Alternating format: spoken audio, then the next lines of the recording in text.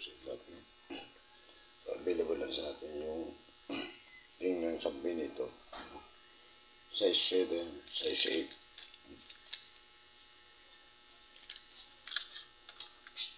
So, kasama sa mga ibabagi natin. So, bali 10 lang yan. Kasama ng mga medalyon. So, meron pang earrings. Ang sabi nito. Ayan. So, yung mga ayaw ng medalyon. Ito yung ibabagi natin. Sa naghanap po ng ring ng sabi nito, ito na po yun. So, maraming pong salamat. So, abangan na lang ang January 11 yung pagla-live natin sa pagbabahagi ng mga medalyon.